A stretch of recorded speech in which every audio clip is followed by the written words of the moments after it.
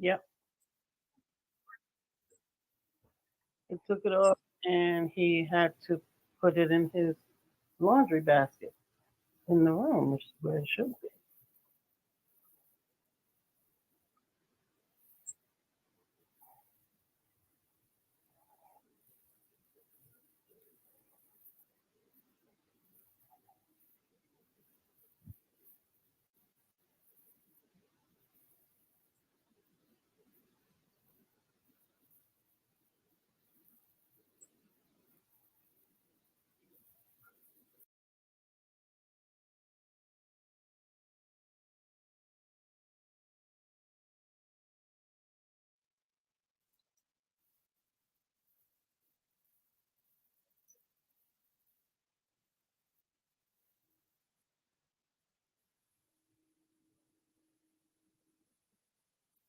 Brian, you can click on my view and then choose reconnect. That'll give you the circle in a higher space that you wanted.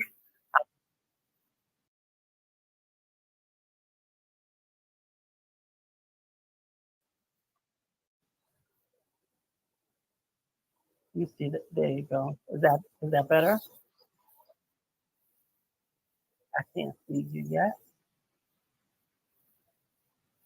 There you go. Can you say something?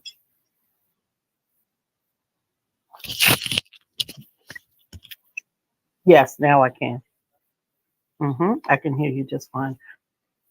Is that better for you?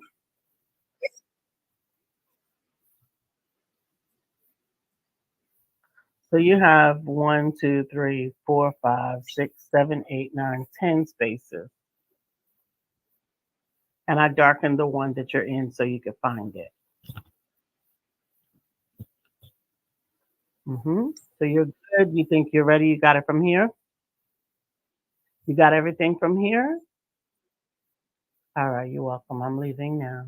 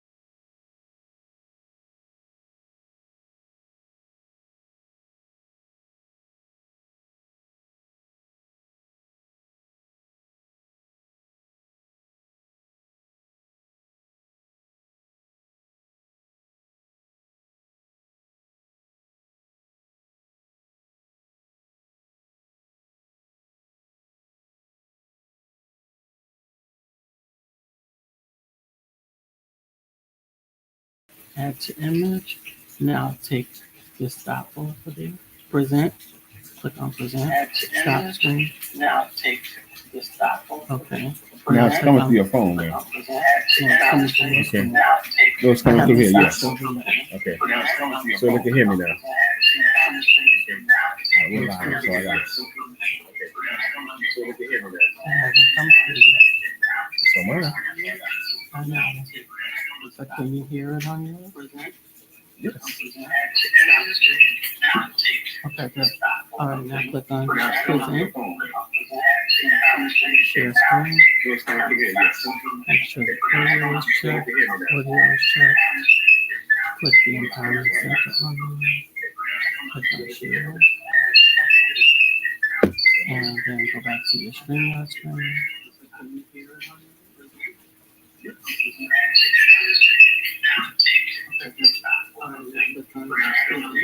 I'll turn this off. Honey, click on the StreamYard tab. And go back there, take yourself out.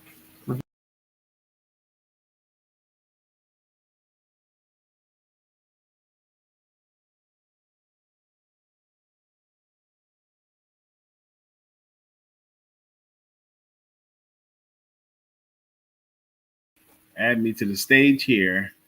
All right. So now you can be able to hear me. All right. I think now you can hear me. Okay. I think now you can hear me. Now I can hear you.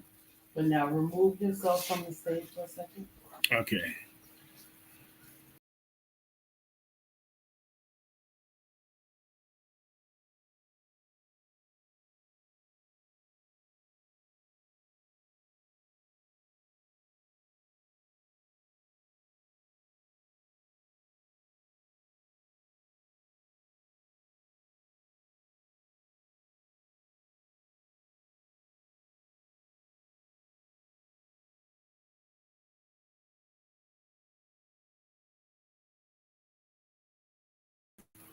All right.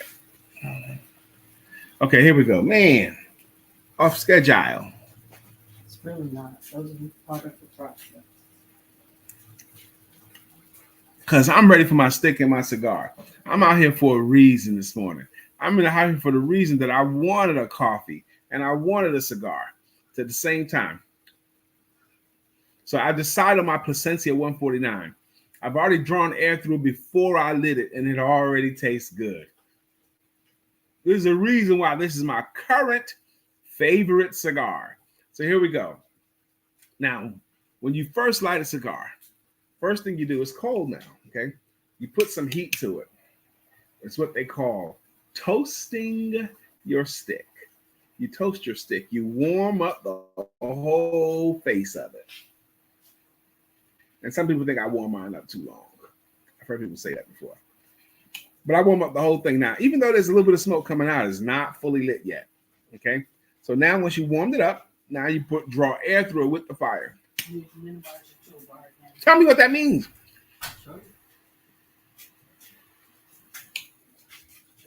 Click on this. See that down there?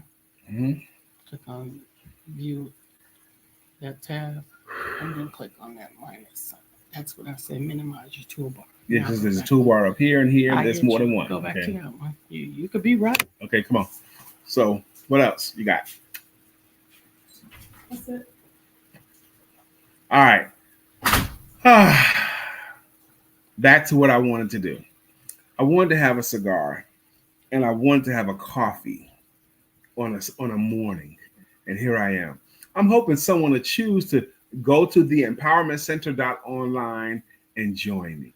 If you join me here, we'll talk together because we can talk about whatever.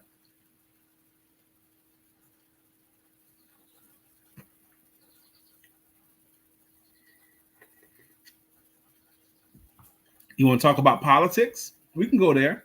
If you want to talk about relationships, we can go there. You want to talk about business and how to market and sell your services, we can go there too. You want to talk about writing and books, we can go there too. So I want to go wherever you want to go, but I want to do it like we do in a cigar lounge. You know, you just sit down and chill, get your stick. I'm enjoying my Placencia 149. Ho!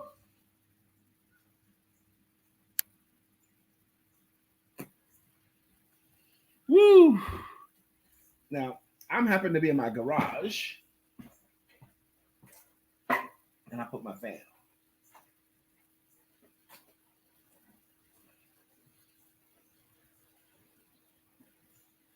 on. That's how clever I am.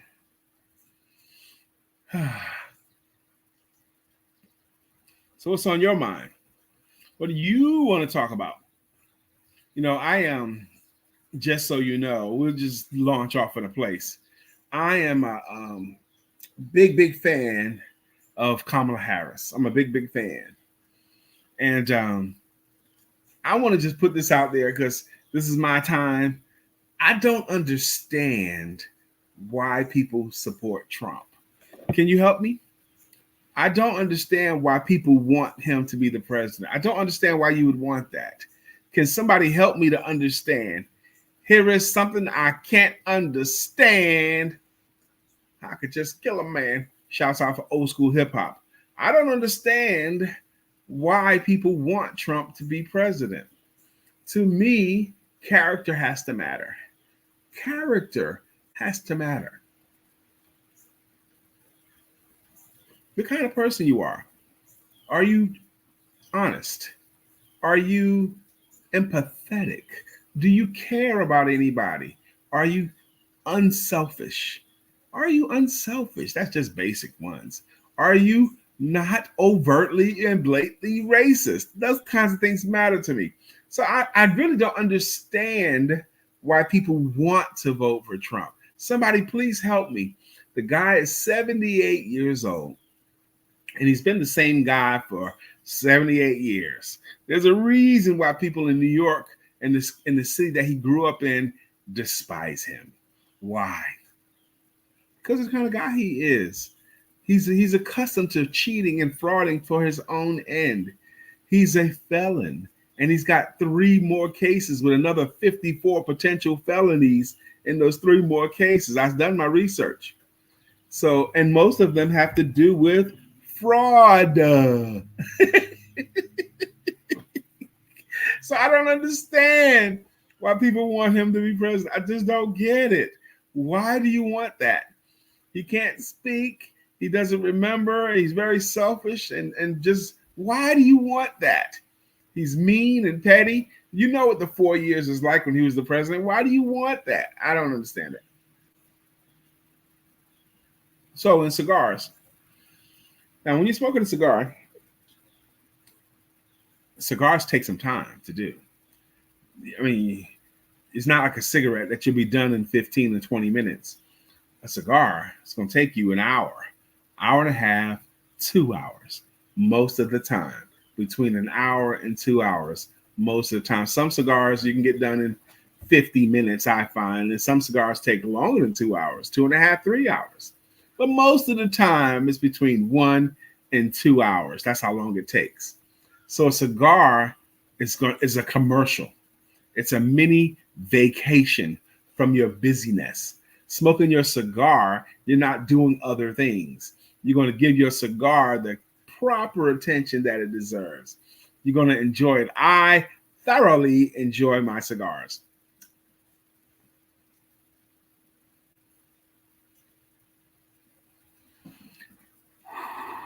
That feels good to me, and this cigar tastes good. So what you got for your cigar? Now, I didn't make a post this morning inviting folks to have a conversation with your boy. And I also said cigar is not required. You don't have to have a cigar to join this talk. This talk is available. You can come on here. If you're on any of my sites, if you want to come in the room with me, you see my circle there. If you want to come into the room with me, go to TheEmpowermentCenter.online. That's where you go. Go to TheEmpowermentCenter.online. And once you're there, you'll see a tab that says All Rooms. Click on the All Rooms and scroll down till you find the Cigar Cabin. And come on in the Cigar Cabin with me. Come into the Cigar Cabin. I tagged some of my friends that I know that enjoy cigars, but I should have just been tagging people that I want to talk to, because you don't have to have a cigar to come into the lounge. I want to talk with somebody else. Did you watch the Olympics? Did any part of it inspire you? Why are we so hyped for the beginning of football season? Football season starts today. There's going to be some preseason games today, but in just a few weeks, football season is going to be back. And then my life gets the proper order, because then my Sundays make more sense, because Sundays is meant for football. That's what Sundays are for. So if you want to come into the room, go to TheEmpowermentCenter.online. Shouts out to people that used to come to when I had my cigar talks, like author, oh man, what's her first name? But anyway, they used to be one of the authors that used to come into this room. I'm getting more seniorer than seniorer every day. Come into the room, Sophia President. She used to come and visit. Come into the room, Sonia Fulian. Come into the room. Whomever else is available just for a chat. I should have come into the room, Abdul Fobs. Come into the room and talk with your boy. Arthur Lynette, that was her name. She used to be a regular when I did my cigar talks. Can you be my dad? What's that? I don't know what that means. But I am a dad. And I like being a dad too. I have amazing children. We could talk about that too. My children are all grown and gone. Dr. Carolyn Stevens, thanks for coming into the room with me. Now, Dr. Carolyn, you're on live, but if you want to come into the room and have your pretty face in a circle, go to the Empowerment Center, TheEmpowermentCenter.online. And once you're there, click on all rooms and then come into the cigar cabin. I would love for someone to come into that. Just go to TheEmpowermentCenter.online and come on into the room.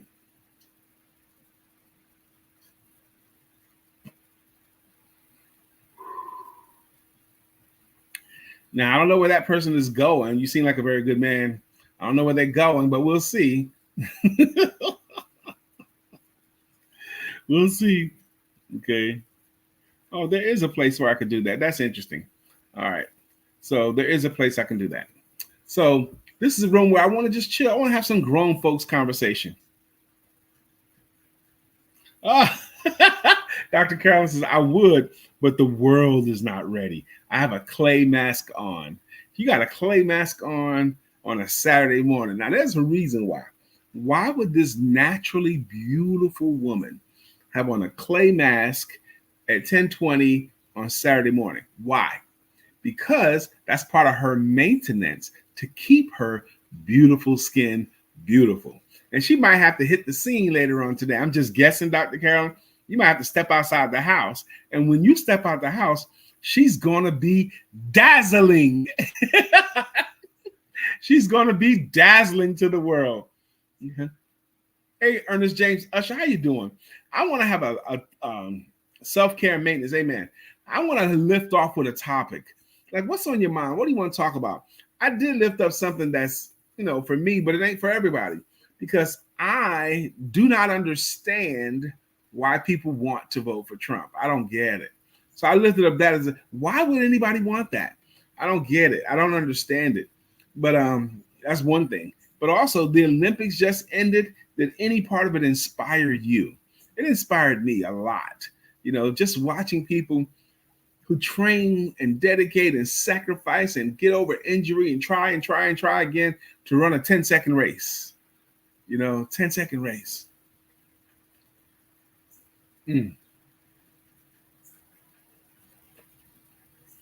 Noah Lyles won the 100-meter dash at a time at 9.79. Okay, less than 10 seconds. And it was close. And he beat the second place person by 0.005 seconds, 0.005 of a second. I mean, like boom, just like that. The second place, the difference between first and second place was like less than 0.05 seconds. That was the difference. And it was amazing, an amazing field, records. The top 6 of these guys would have all won gold medals in years past. But I saw an interesting thing on YouTube. 100 years ago in the Olympics, the guy that won the Olympics He didn't have any of the modern training that we have. He didn't have the shoes that we have. He didn't have the track that these guys run on or have. He didn't have 100 years of innovation that we have. And the difference between the time that the guy that won it 100 years ago, you would think would be a significant difference. It was actually a less than 1 second difference. Less than 1 second difference. Amazing to me. Like 0.0871 seconds, 0.09 seconds difference. Took 100 years to go about a second faster. That's amazing to me.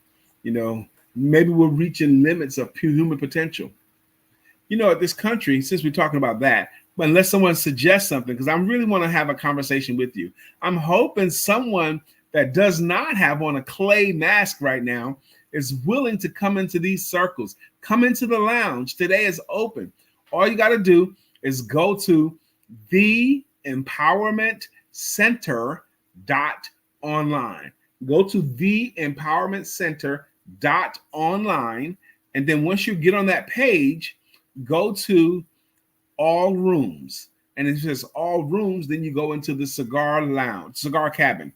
Brother Ernest says, well, from North Dakotans, they want their intrusive thoughts to run the country. Interesting. Quite a lot of people feel as Trump does about borders, and they believe immigrants are taking jobs. How you doing? They believe that immigrants are taking jobs that should be American jobs.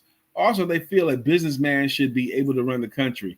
Again, I believe none of these things, but these people believe this wholeheartedly and will not change from their ideals for their presidential choice. Now, I do agree with you, Ernest. The people that want him are not going to change.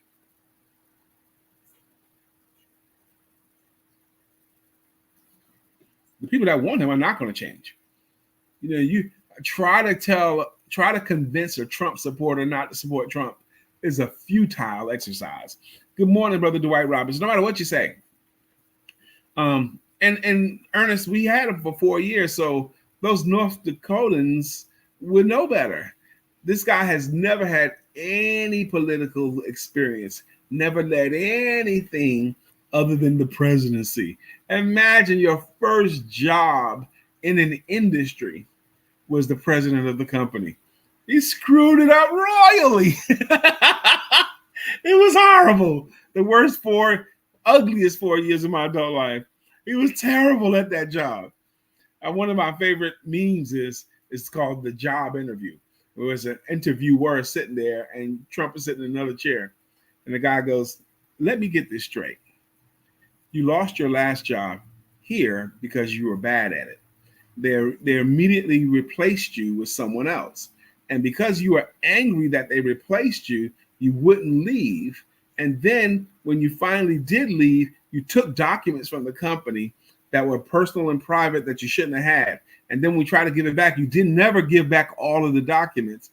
And you led a small army of people to storm the company and try to take over the company and actually breached my building. And you want that job again? That's the job you're applying for, huh?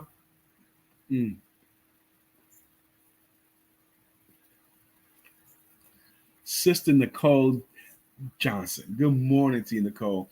I want to have a conversation with somebody. Nicole, do you feel camera ready? Dwight Robinson, do you feel camera ready? Ernest James Usher, do you feel camera ready? That you're willing to come on live and talk with the audience with me. Put your face in here too. Do you feel camera ready? Because if you do feel camera ready, I want you to go to,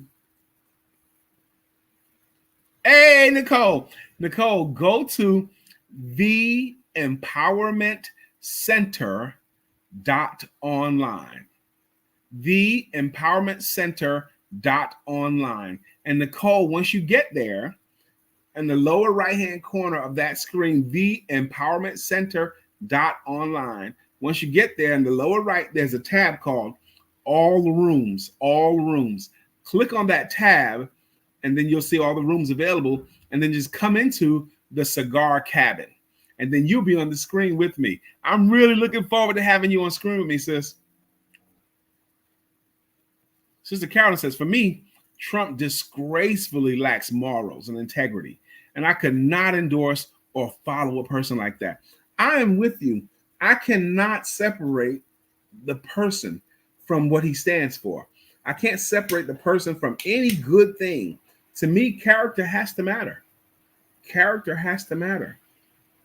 Running a fraud university,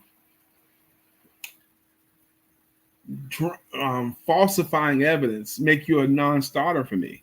Lisa Santiago says she says you may need to bring them in this show on StreamYard, or we may not be able to hear them. Well, let's give it a try. Okay. Lisa, if you're in a place where you can give it a try, go to TheEmpowermentCenter.online yourself from another browser. Go to TheEmpowermentCenter.online and go and see if you can come into the cabin that way. Let's give it a try, Lisa.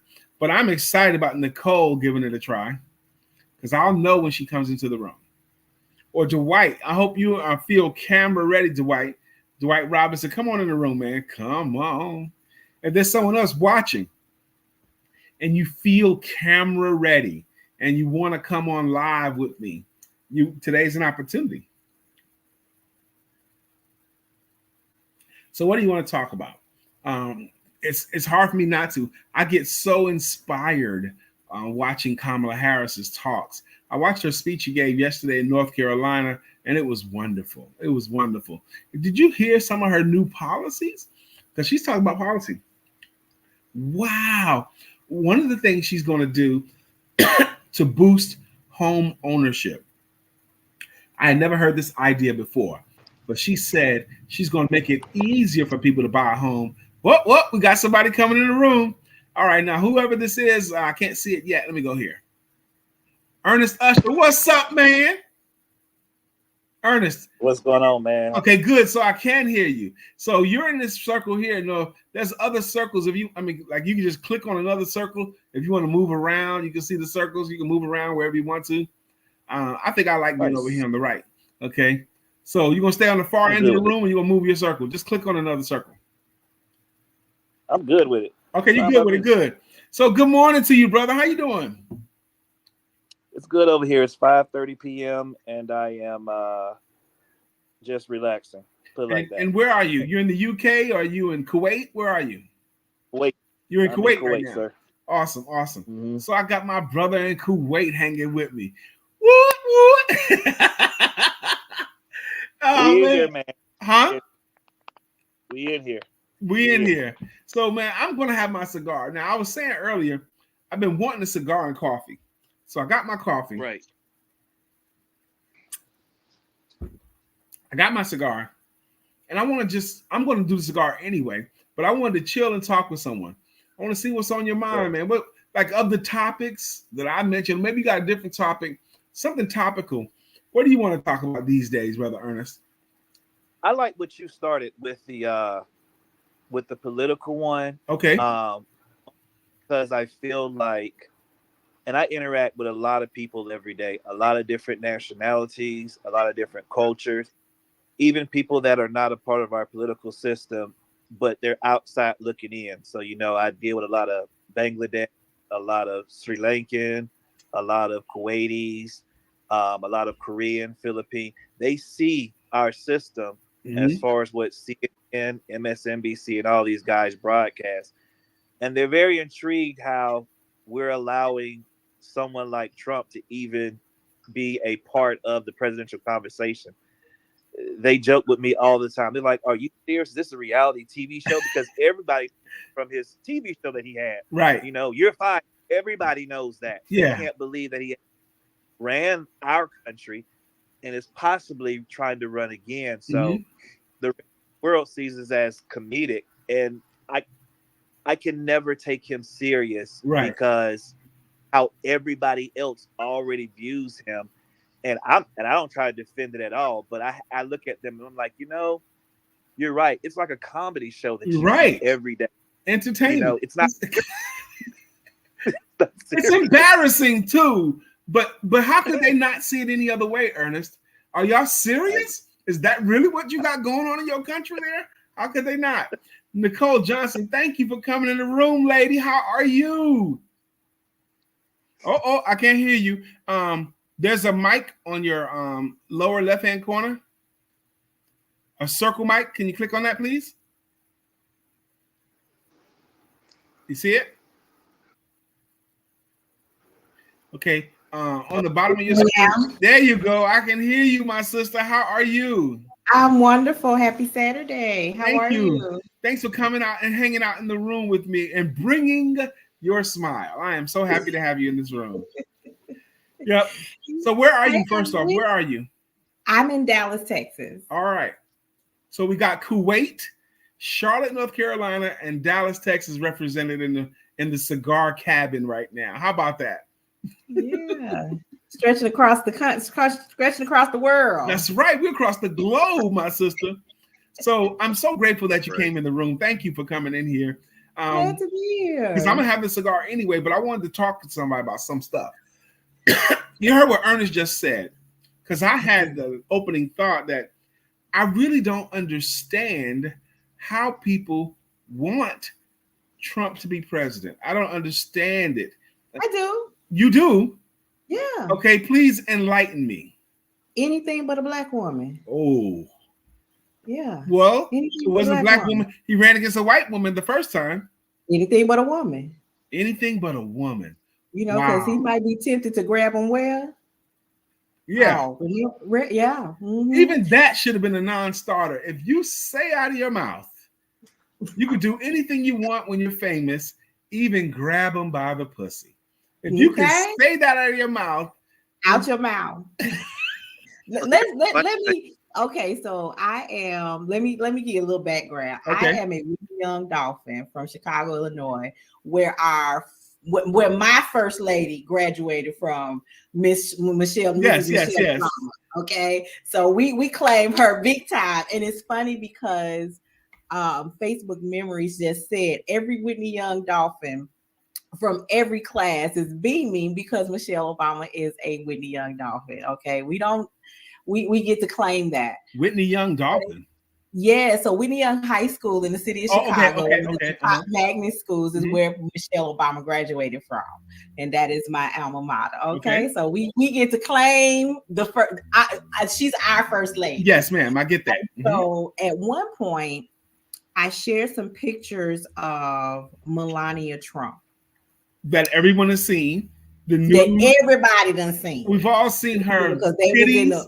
We've all seen Melania's titties. We've all seen Melania kissing up with another woman naked. We've seen parts of her that I did never want to see. Okay, I've seen every part of Melania. Every part of her. Okay, and it's public knowledge. I shared it on my Facebook page. Okay, and I said if this had been Michelle Obama, there would have never been a President Barack. No Obama. way. No way.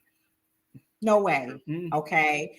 And if this is what you all, those people, believe is okay to walk through the White House, it's not because that's what they want. It's in opposition of who they don't want.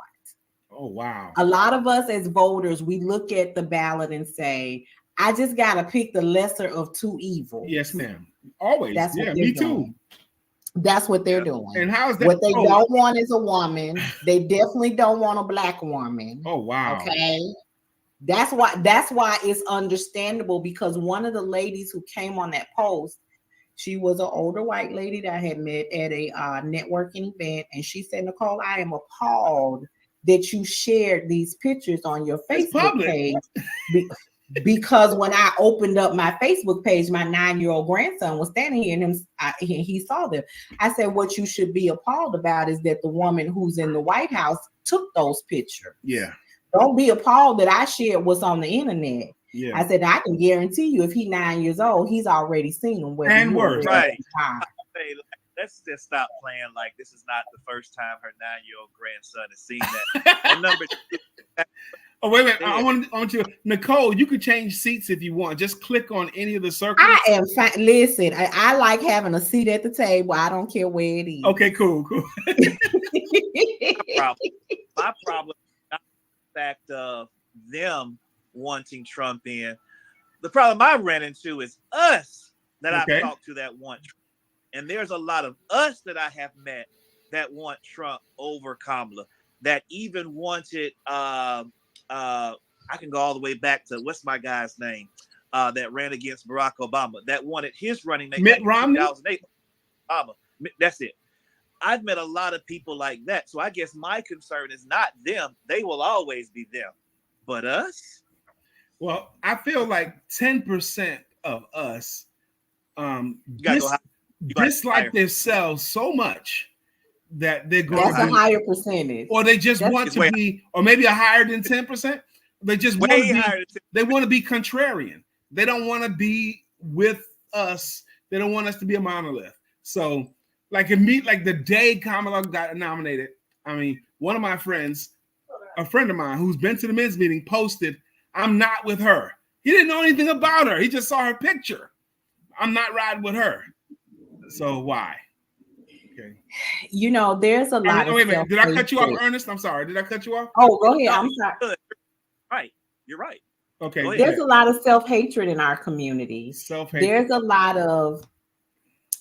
This reminds me of back in the day, the stories of men and women who were light bright, damn near white, presenting themselves as white because they did not want to be known as black. Yeah. Okay. So that white privilege stretches way back. We want to go into the house nigga versus the field nigga. That's all right. of those That's things, that mentality is still here. And some of us have arrived at such places in our lives that they really think that they are accepted in the white community, but they are disillusioned and don't realize that it doesn't matter how light bright you are. If they know you black, that's how they're gonna treat you. Go ahead, Ernest. Some of us, believe it or not, some of us are accepted in the white community because we reject the black community. They like that. Yeah. They continue to have conversations with us, and we become the staple of what they believe is black. For example, I'm not saying her name because I know we're online, but her name starts with a C and her last name ends with an O. Yeah, Candace Owens. Okay, you said it good. She's one of the main ones that's accepted as the staple of what they believe the black community needs, not the black community is. Or what they want the black community to think. Right. Right. Jason, you know who Whitlock. He's another one that they believe this is what the black community needs. We need to be self-policed by people like her who can keep us in line and keep us in the thinking of what it means to truly be an African American or a black man or woman. And so they gravitate towards those people and they believe they speak for us. They speak for us, again, based on intrusive thoughts. To me, it all goes back to intrusive thoughts. This is what they think, but this is what that's been said. And now it's taken as this is who you're supposed to be. There's something that you both agreed to. Nicole and Ernest, you guys seem to agree to this point about when I said I suspect there's about 10% of us that are just going to be contrarian and against themselves. And you both seem to think that percentage has to be much higher. That intrigues me, though. Why? And what percentage would you put it on? I would put it about 20%, only because 20. Wow. I've said my timeline is filled with people all across the world. And a lot of them are African American or black people all across the world. And a lot of them are Trump supporters. Not a lot of my friends are, but I believe you. Well, it's scary because when I log in, I'm like, huh. And a lot of them really believe that the political ideas and sense that he has is not just truthful, but it's going to change the dynamics of the world to come, of the United States to come. They really believe that. They think he is really for them, no matter what he says. Even when he was at that interview with the black journalist interview, a lot of them were saying those black women attacked him versus him diverting away from their questions and not giving them the real answers. They believe that they attacked him. Yeah. And I'm sitting there like, did we watch the same interview? Yeah, I was going to say, did you watch the same interview? Okay, go ahead, Nicole. You going to say something? I would beg to differ that the percentage is a little bit higher. Oh, wow. What? So, and it's unfortunate. It is very unfortunate. So dealing with Black women, okay, being a part of a Divine Nine organization. Mhm. Ooh, I've seen us rallying. Okay, I just got to put it all out there. I've seen us rallying behind her because we know what women face, what Black women face, right? But in being on the other side as a federal employee, I'm with those people and us, those people on a daily basis. And I'm watching how, let me show you how the concept is. Okay. I have watched a white woman degrade a white woman so badly, but when a promotion came open, who she recommend? That white woman. Where there was a Black woman that was more qualified, she couldn't touch her work, but you wouldn't recommend her because your prejudices were coming out. Now, let's look at the same Black women in the same position and ability to recommend. Okay. And they're holding us down. Oh, wow.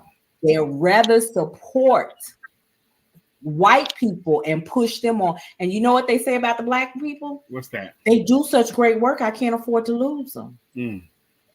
Okay. So I'm watching this mixed mentality where we don't need enemies from the outside. Oh, wow. We have so many of our own inside. And I would rather push this white woman in front of you, this white man in front of you, to get rid of them and keep you here on this plantation that they done gave me management over. That was amazing. Thank you, Nicole. Don't Lisa look pretty, y'all? Wow-wee. Hey, Lisa. When her camera first came on, I'm like, oh my God, she is pretty. Baby, I want to remind you that you are getting comments in the let me chat. go back. I know that we're in the room, but okay. I'm seeing. I'm sorry, I gotta go back. Thank you, baby. We need more light on your face. Dr. Carolyn says very much so, sis. Carolyn said, woo. And Dwight Robinson says, that's the first thing they say. She's Black. Carolyn Stevens says, exactly. She's co-signing on what you just said there, Nicole. She also says, I think so too. And they do that. Yes. Oh, wow. I need to pay attention to the chat. You're right, baby. We need more light on your pretty face, sweetheart. I'm not staying. I'm multitasking. What kind of crap is that? How you gonna just pop? She brought you some truth. Don't bother her. She brought you some truth. See how us good girls stick together. Yeah, but she did offer help. She said, "Don't forget to check the chat." She came in, she solved the problem. She said, "Now I got something else to do." That's right. Ernest, you see how we do that? Ernest, you see how easy that was? I was about to say, Ernest, do you see that, Ernest? With Brian, what are we doing with Brian? Ernest, you got to stay with me, man. I'm with you. Okay, we got to stick together too. I've seen on the Empowerment Network show on our daily podcast that even if I'm right, if it's contrary to Lisa, the women will rally to have her back against my opinion no matter what I say. I'm like, are you kidding me? I know you agree with this point, but because it was even slightly different than Lisa's, that ain't fair. That ain't cool. Listen, didn't I just tell you that women have to stick together? That's what we do. We stick together. Now I might catch Lisa coming down the hall, like, girl, you know you're right. But I never say it out front. Oh, wow. Dwight Robinson says, I experienced that in my job. That's why I choose to work for myself. Women, absolutely. Women. You know, I'm a sales coach, and I have plenty of clients over the years who work in employee and management relations. I have clients of mine whose job it is to help employees protect themselves from the company, showing them how to sue companies. I have people that work in the how to get the management to get a better work environment, to get them to work better with team. I have all these clients. And you know what I noticed, guys, that they have in common? There's a lot of fear in the workplace. They're afraid of, management's afraid of the employees. The employees are afraid of management and can't wait to attack management.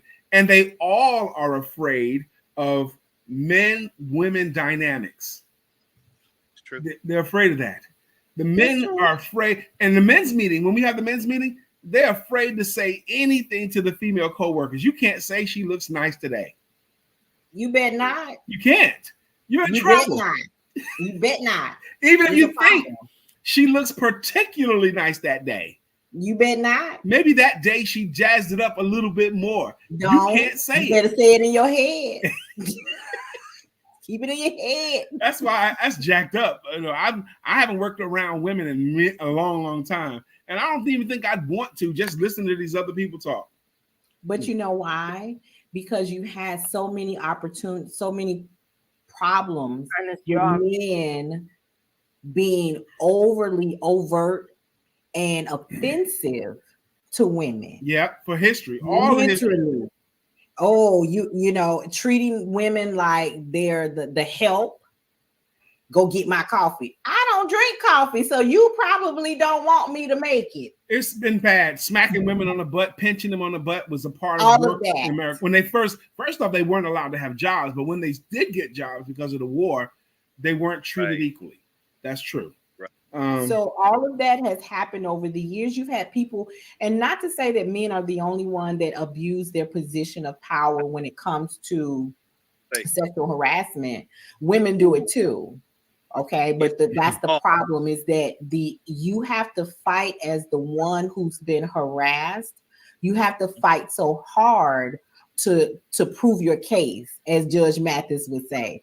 You got to fight super hard.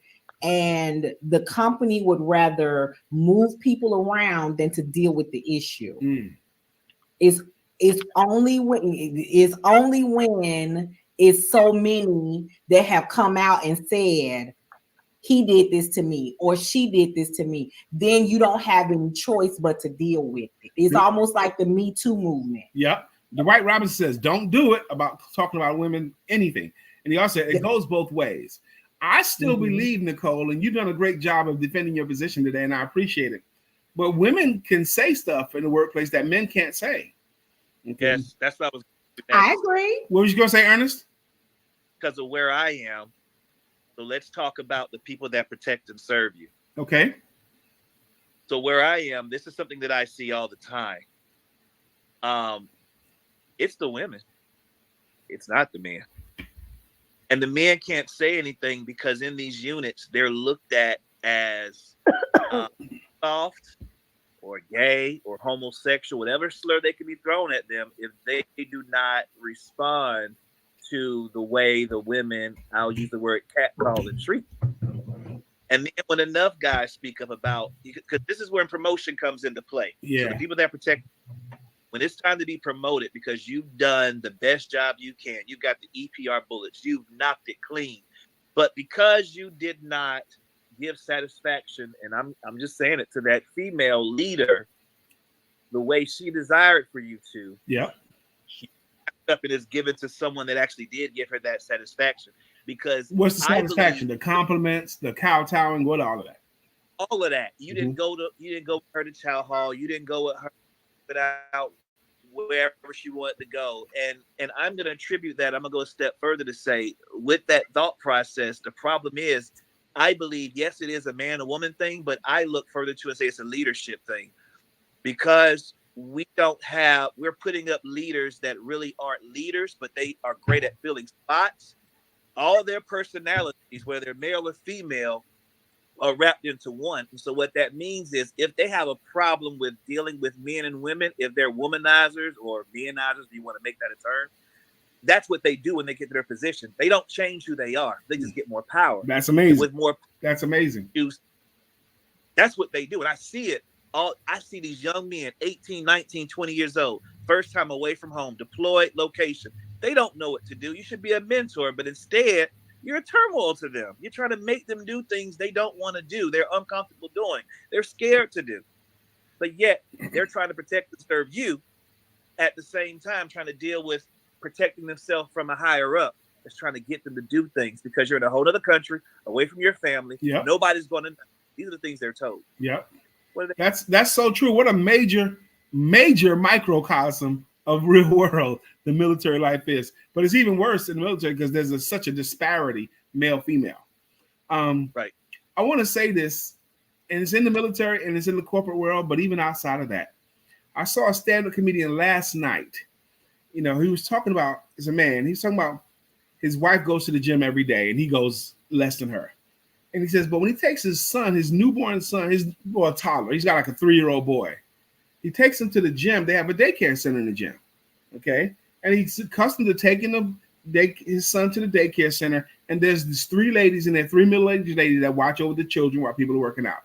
But one of those ladies in particular has taken an affection to his son. And she really likes him, and his 3-year-old son really likes her. But when he drops off his son, she announces to everyone, hey, everybody, my boyfriend is here. My boyfriend is here. And she picks the little boy up and kisses on the little boy, and he giggles and kisses her back. And she makes a big production. My boyfriend gives me kisses. My boyfriend gives me kisses. You know, that's what she's saying to the little boy. Okay, in front of the dad. Huh? Look at Lisa's face. Yes, but that's what she says. And it's cute. Everybody thinks it's cute. The baby, like the toddler likes her. She likes the toddler. And she grabs him. My boyfriend gives me kisses, that kind of thing. And the comedian, who's going for funny, but he says, switch the role. What if that was a man and a mom brought her daughter? He can't say, my girlfriend is here. He can't pick up the 3-year-old girl and say, my girlfriend gives me kisses. My girlfriend's here. He can't do that. So that's sexist too. First of all, I bet she wouldn't have been acting like that had the mom been dropping that little boy off. Well, you think that was a difference? Huh? You think that would have made a difference if it was the mom? Oh, absolutely. The look Lisa this game. First of all, ain't nobody putting their lips on my little boy at 3 years old, calling him her boyfriend. No, ma'am. Carolyn does have a comment in the chat. Okay, we go back. Unfortunately, Black men have not always mistreated their women in communities. Those behaviors were learned. Yes, ma'am. Our people are kings and queens. So those types of overt lessons, behaviors, were not who we were. I think that's critical to even think, something that's critical to consider as well. We're going to go there too. Dwight Robinson says everything had that and then more drunk text. Everything had that and then more drunk text. I could have cooked her. Okay. I missed something he's talking about there. I think he was talking about the treatment of men by the women in the service. Oh, yeah. Wow. Let me get back to what Dr. Carolyn just said, please. Okay. She's talking about, unfortunately, that's learned. People forget that slavery went on for 300 years in this country. 300 years. If you count a generation as 40 years, that's 8, 9, 10 generations of it. There were many people born into it and died still in it. Okay, many, many people. And that's a lot of time to have what I call psychic disrepair. A lot of times to learn behaviors. Absolutely. The breeding man, the breeding woman, they could not have family attachment because they were going to be farmed out to different farms to make more slave babies. The buck breaking, all that stuff. And then after slavery, people forget. We had another 100 years when Black people had no rights. Jim Crow laws. They couldn't be out after night. They couldn't own a gun, whereas white people could. They couldn't get a bank loan, even if they was in the military. They couldn't get housing. They couldn't do all that. So we had 100 years. So we got and at this point is 465 years of psychic disrepair. It has taken us this long. To me, it's incredible how Black people can still go through days with dignity today, still go through days dealing with slights and things like that with such decorum today. It's amazing how far we've come. All Black people are the descendants of amazing survivors, of clever people, and of tough people. Dr. Carolyn says, exactly, in all caps with 3 exclamation points. Absolutely. Now, understanding, if you're even considering the 400 years or 465 years, as you so eloquently portrayed it, you also get to understand that some of these handing down of information was not linear. So it wasn't just by the generation. For myself, as an example, and I'll just bring that out, I was raised by my mother's mother's father's mother.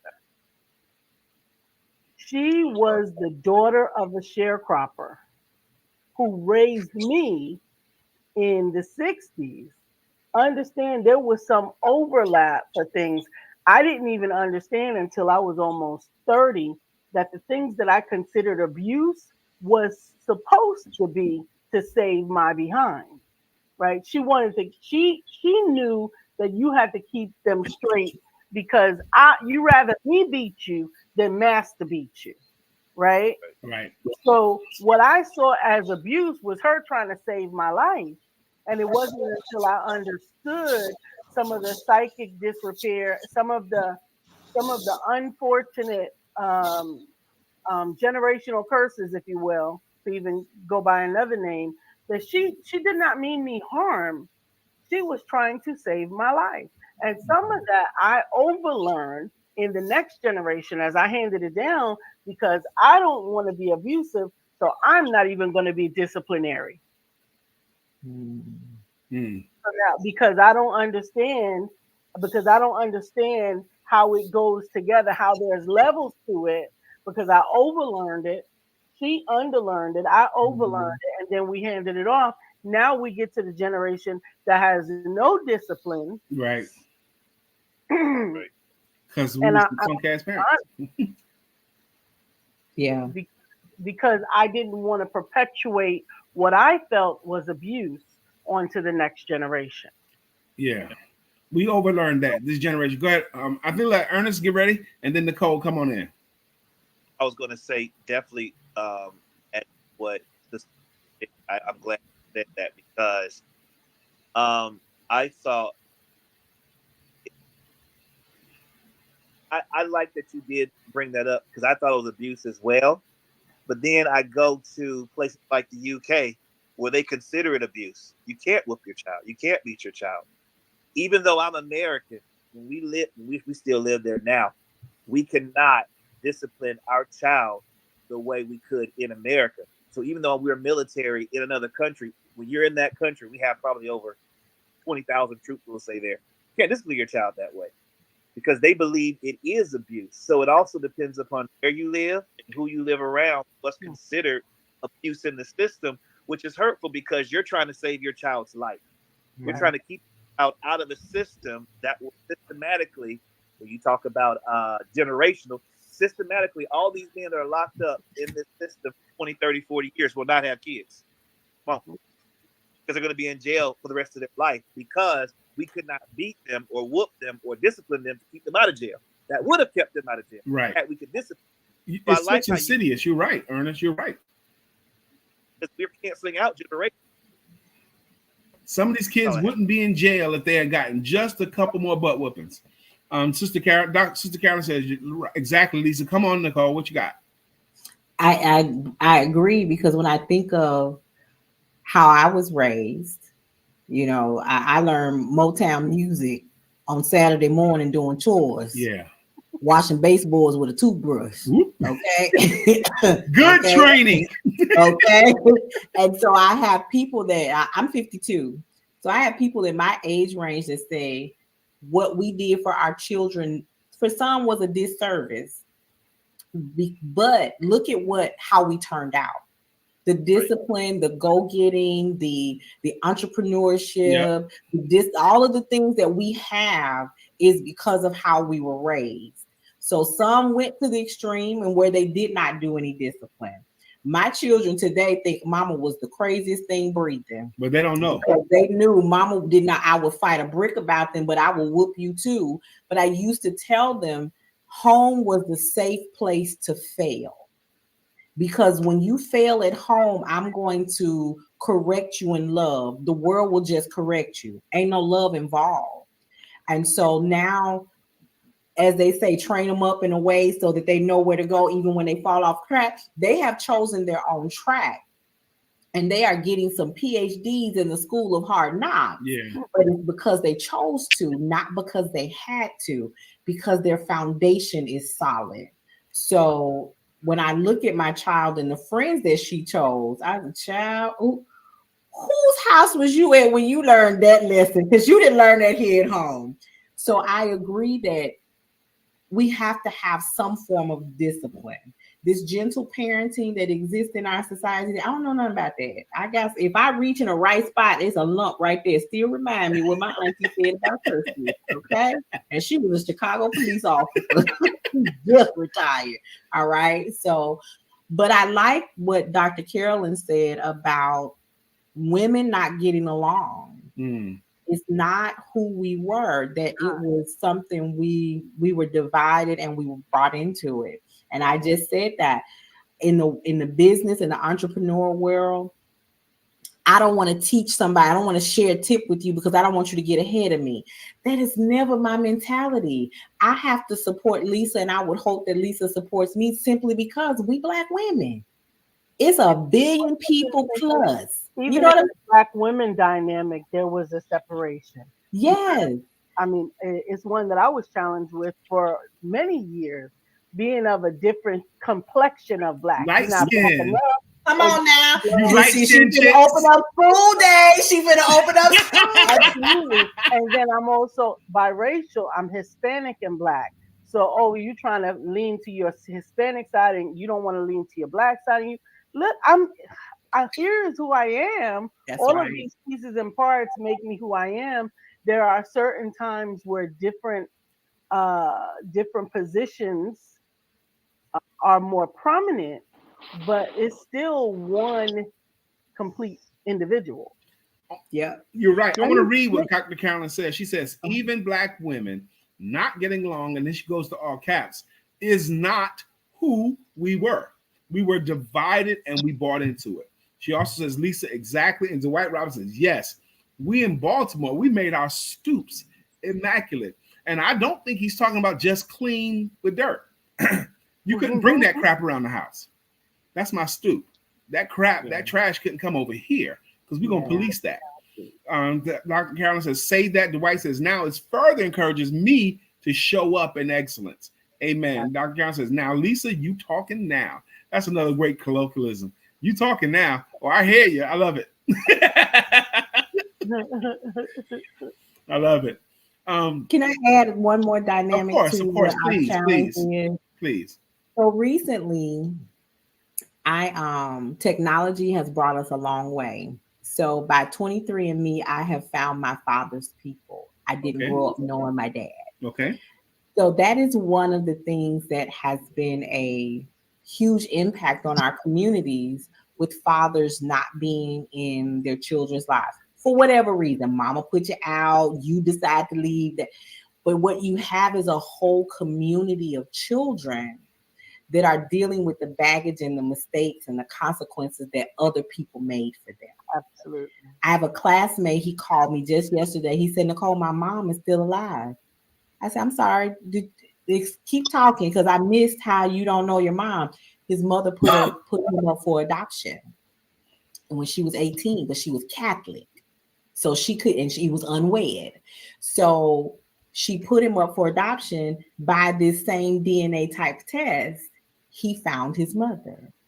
Now he's talking to me about, how do I reach out to her and what do I say? So we as children grew up with, some of us are suffering with identity issues. We don't know who we are. We're adopted. We're put under other step parents who abuse us because we're not their child. So we have a lot of internal issues. That's why I say we don't need enemies from the outside. Yes, ma'am. We have our own internal issues to deal with. So we're coming from a place where the light skin, the dark skin, the brown skin, the in between, you don't know who your daddy is, you don't know who your mama is, and then I'm still showing up great. Yeah, amazing. We are still showing up great. Amazing. We are fighting against situations and circumstances that a lot of other races don't have. It's exhausting. to be Black in America. Oh, one more time. You talking now in the words of Dr. King. You talking now.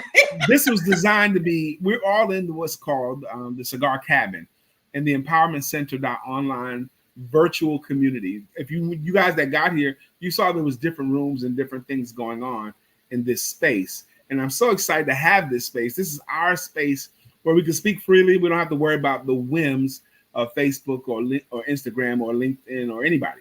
We can do what we want in this space because we bought it. We own this whole space.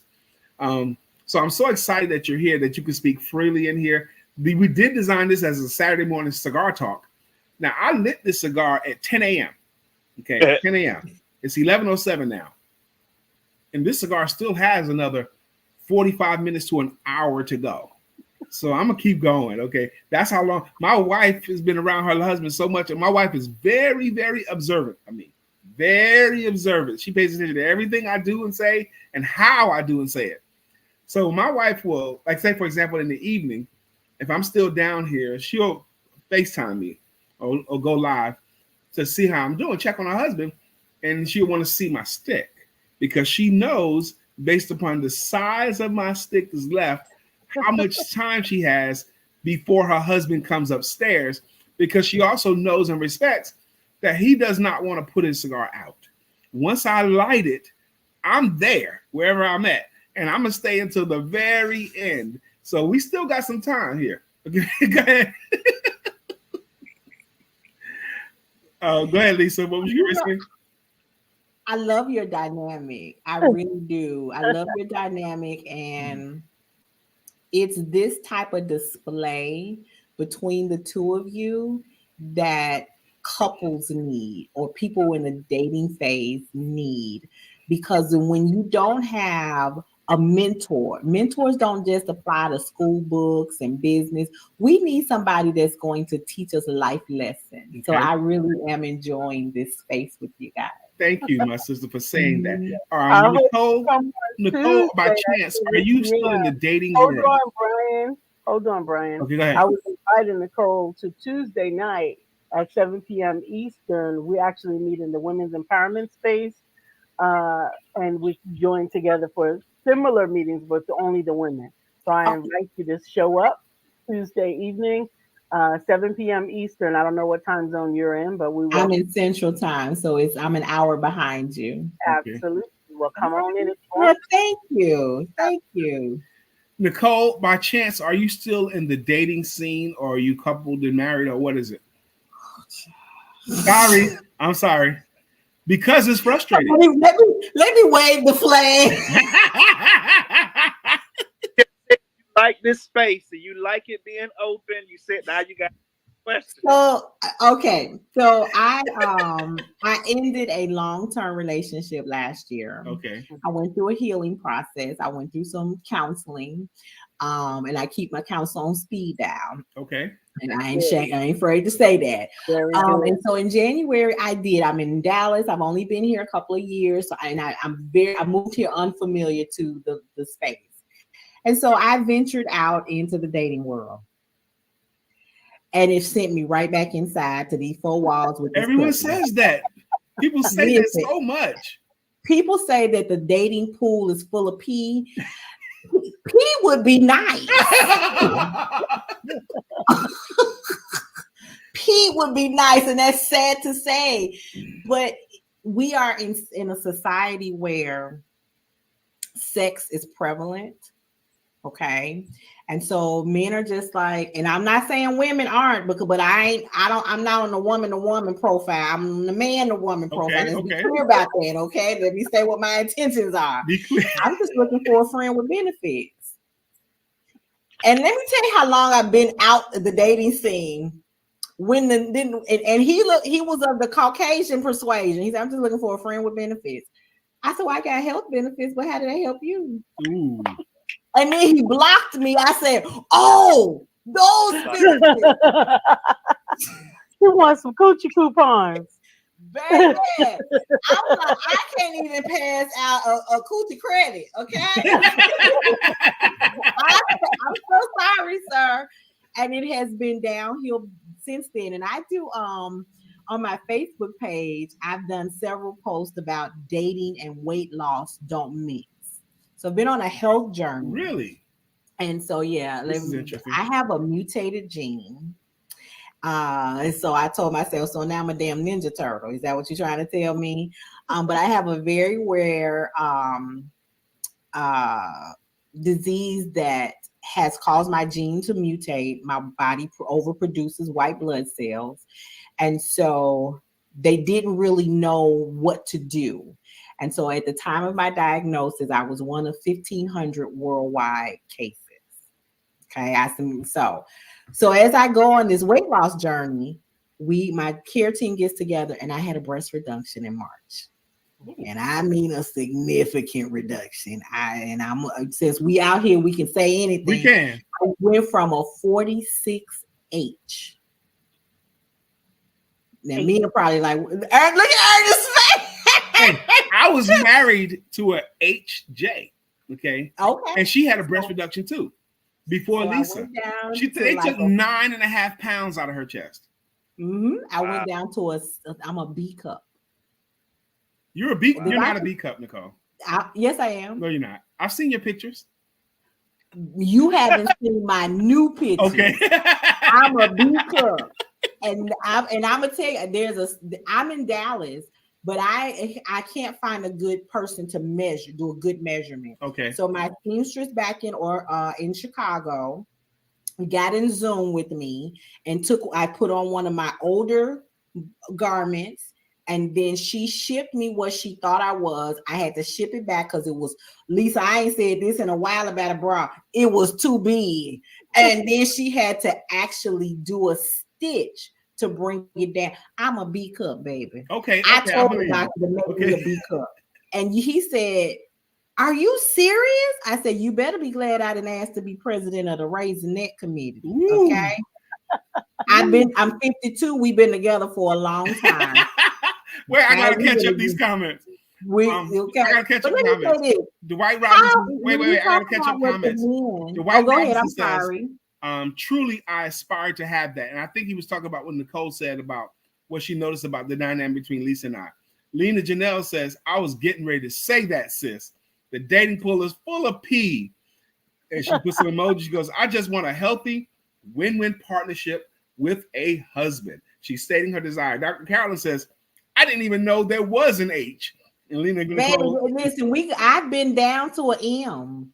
I lost a few pounds. The alphabet of a bra goes the same length as the alphabet of the alphabet. Oh, wow. And some double letters in there. And there's some double H's Lisa put in there. Okay. All right, so go ahead, Nicole. I'm sorry. Go ahead, Nicole. But that's okay. So there was a guy who invited himself to my house on the first date. Now, mind you, I called it a meeting. He called it a date. Lisa, what you call when you sit at the table, he have a Coke and you have a Coke? What that is? A meeting. That sounds like a meeting. Well, you only ask Lisa, so go ahead. I'm not asking y'all because y'all might agree with that old knucklehead. That was a meeting. But I posted one of my favorite. There you go. Pictures. Ernest was going to agree with you. Okay, well, thank you, Ernest. Ernest, what did you say? Because I said that, Brian. I have Cokes all the time with people. I do. So I'm agree with you. Okay. But this guy told me nice rack. I'm gonna tell you why guys say outlandish things. I said, boy, I'm not holding no bikes. What rack are you? You know what he meant.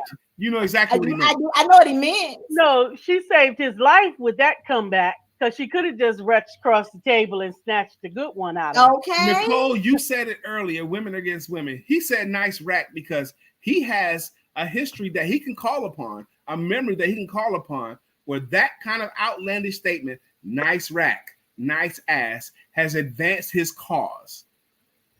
Well, honey, he needs to get well, if he wants to play in the pool with me, he got to level up. But what if he never levels up? He never plays in the pool with me. Okay, Ernest, go ahead, Ernest. What Nicole is saying, I believe he's in 2024. And yes, Brian, I'm agreeing with the ladies again on this one. Okay, you can't keep count. Don't count these things. That with social media, because I'm on social media a lot. Um, these videos, these different things on TikTok, Facebook, Instagram, they give power to thoughts that should not be the way dating is portrayed. And so if you go through reels on your phone for 10, 15 minutes, you're going to see these dating things about the balloon, from the balloon pop to you name it. You're going to see all these dating things, dating advice, dating videos, dating reels, whatever, about where what Brian just said is held true, where a guy does tell a girl nice rack, or why he didn't touch my behind today, or why she didn't look at, why you can't wear gray sweatpants. I mean, I can keep going. These are the things that people see as comedic and funny, and so these people on both sides get the confidence to believe that this is the way I'm supposed to get somebody. I'm But supposed to you know, wear, they don't understand if there's levels to it. but they're not going because their mind is reeled up. It's all real. looks. If he's a handsome guy can get away with saying that. Go ahead, Lisa. Right. No. Brian walked past me without touching my butt. It don't matter when we are or where we are. It's not only required from my perspective, but it's something that he's naturally going to do. But he couldn't do that on the first date. Yes, I could. But No, Brian, I think y'all don't have to go back there. Dr. Carolyn Stevens says, "Wow, nice rack with exclamation points." Yeah. And Lena He says, couldn't do that on the "Wow, first I date. didn't know the titty alphabet went that far either. Damn, titties are as complicated as the queer community. Just be adding letters. I thought we stopped at maybe a G at most. I'm feeling kind of minuscule with these triple D's." LOL. Dr. Carolyn says, "You are not supposed to say that out loud. You keep that in your head." And she also goes on to say, "Unfortunately, there are some women who accept that and give permission to that." And Dr. Carolyn, keep going, even encourage it. Go ahead. Absolutely. No, we're not our ancestors. What was acceptable 20 years ago, even 10 years ago, is not acceptable today. You know, you hear that comment all the time. Well, what you bring to the table? And you hear women say, well, I am the table. I need a man to understand your part is always going to be bigger. Absolutely. Always. So don't ask me what I bring to the table, because you already know I'm telling you I'm bringing the table, the chairs, the servants, the setting, the food, and everything else. What house do you have for me to put the table in? Whoop. That's what you should be talking about. That's a good point. He need to have a house to put the table in. Go ahead, Lisa. You was about this. Oh, that comment about walking past you and feeling your butt or not feeling your butt. Okay. You know, it's a true statement. I know, but I want you to. What does that mean? What does that mean, though? That meaning you, Brian, cannot Lord, get past me. If I'm on the other side of the room with this much space between us, he's going to make sure that he narrows the space so that he's got to touch me. No, I don't. Yes, you do. But that's okay, because I expect it. And I appreciate it. And if he doesn't do that, I often would, well, I don't think it's ever happened, but if he doesn't, I would probably wonder in my mind, where is he going? And he don't have time to brush up against me. What is on his mind that he doesn't have time to get? Don't you me think? something? If you don't, you don't put it on just me. In that moment, if he doesn't, do you brush up against him? Oh yeah, I'll back up against him. Okay, let's take it off of me. Let's take it off of me. If it was not you, it would not be. But if it was just men in general, men have to consider that. Men have to think about that. Okay. The only person that a man has to think about is their woman. Right. You can really even that is a double-edged sword, baby. Huh? Even that, only he has to think about is his own woman. What if he's dating? Okay, does he have to touch the woman he's dating's butt too? Do you have to do that? No. That's first of all, that's early. Right. She said his woman, not a woman. Right? Not a woman. You're not in a dating pool. I don't want you touching my butt if you're touching all the butts. I'm special. That's it. And we get to define that. I think the problem is I gotta go back to what Mr. Bryan said. That is true though, and it may not be for you all, Okay, I'm going to caveat what I'm going to say by saying the two of you ladies are excluded from this comment. Going back to what he said, About if I is attractive enough, can get away with that. No, that's not the man true. is attractive enough. Finish. You got to let me finish. Remember, Okay. I'm coming from the perspective of what I see. Yes. I'm just going to see. These are the people that protect and serve you. There are attractive guys that are considered attractive that I can say something to a woman just start snickering. And it's been that, and just be laughing her ass off. Yep. Yeah, I do think we give passes out. Yep. And you, I said I excluded you all from this because your level of thinking is higher and different and more respectable. I'm talking about these young ladies that are between the ages of 20 and 30. Oh, honey, okay. All right. Well, let me sit back. that takes me a moment. Calm down, Nicole. Don't get your back up. We'll sit back, B. Because some of the young women are far too accepting. Again, Yeah. when I said we, I was doing the we collective, then there's the we me, and then there's the we that I'm no longer a part of, the younger women. You know, it's difficult.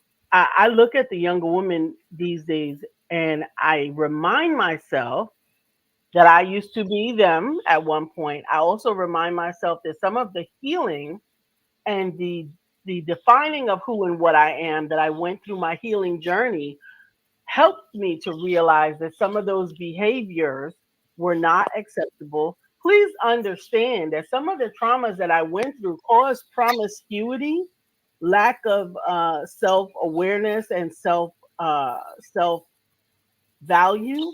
So some of those things would have a propensity to be accepting as, oh, he did that to me, that made me special. So it's a two-edged sword when I deal with young women at that. I don't automatically condemn them for being accepting of that. I often go back to this one phrase that Brian and I heard at a conference, not not what are you doing, but what happened to you. To have that conversation. What happened to you? What happened to you that made you think that this was an acceptable response from a young man to a beautiful woman like you versus, girl, sit down. Yeah, well, Now, something happened to her. Let me catch up comments too, please. We get to the point where I say, come sit down. Amen.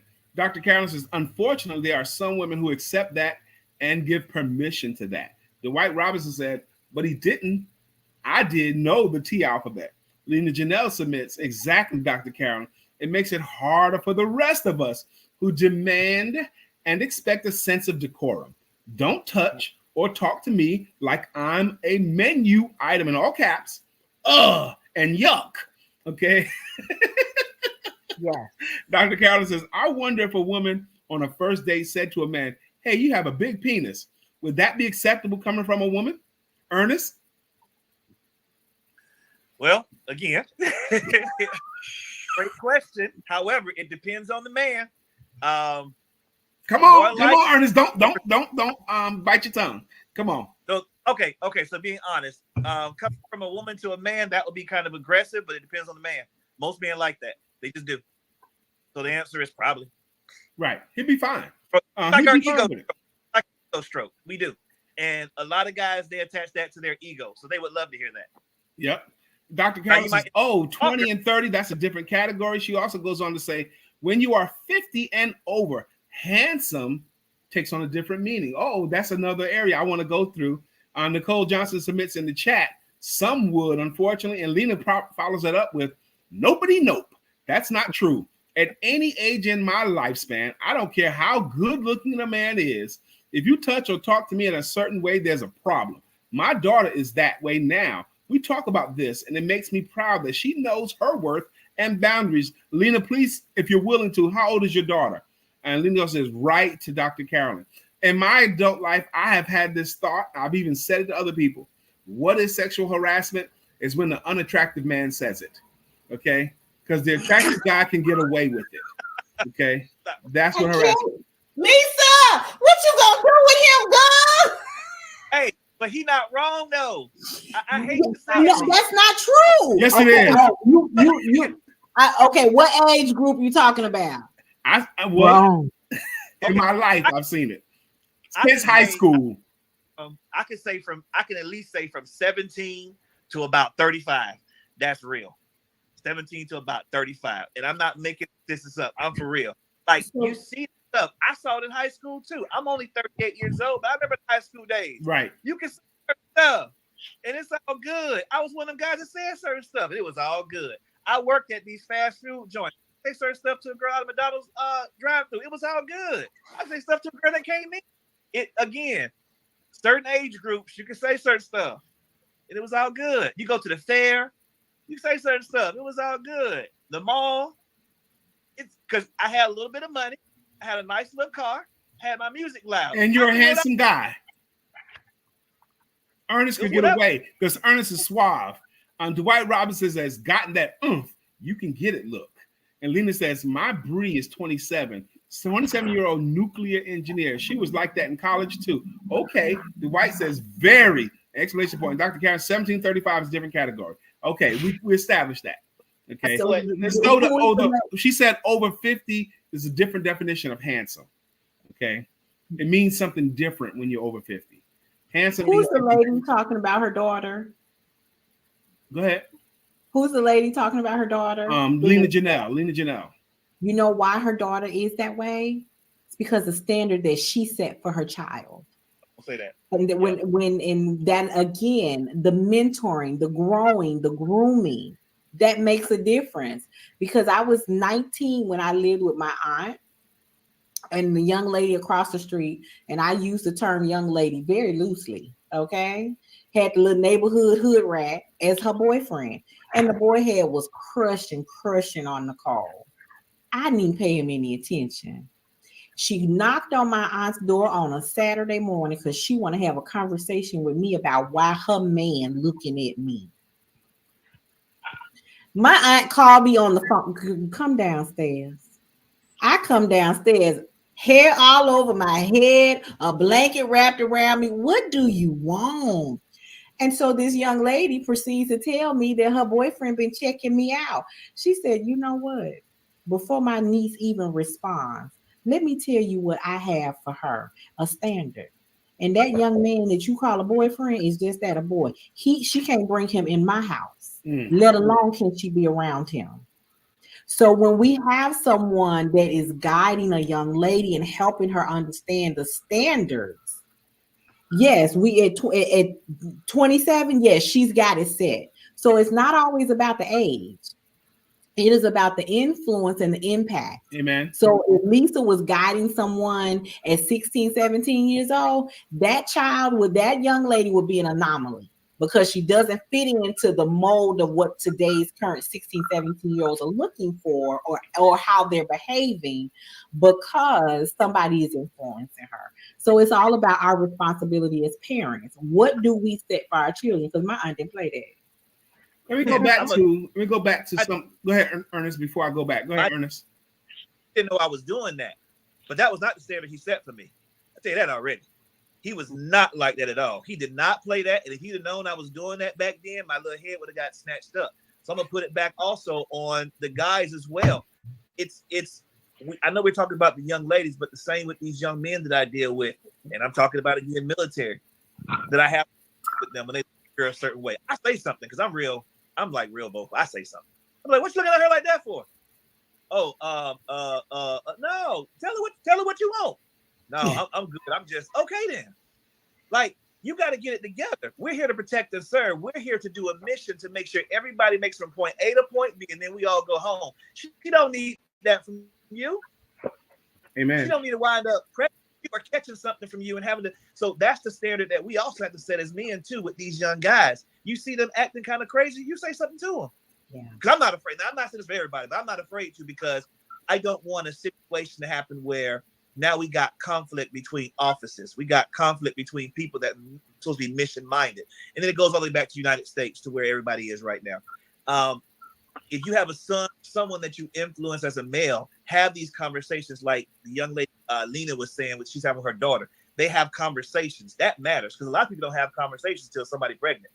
By then, it's probably too late. It's not probably. It is. Let me catch up comments. Lena Janelle says, "Thank you, Nicole.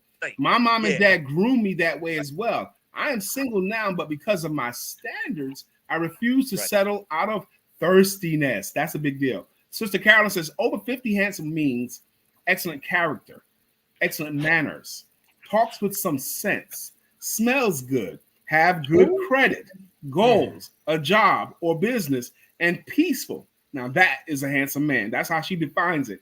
Lena says, as a teacher, I do reach back gently. Every little black girl doesn't have access to parents who groom them as a Jack or Jill organization.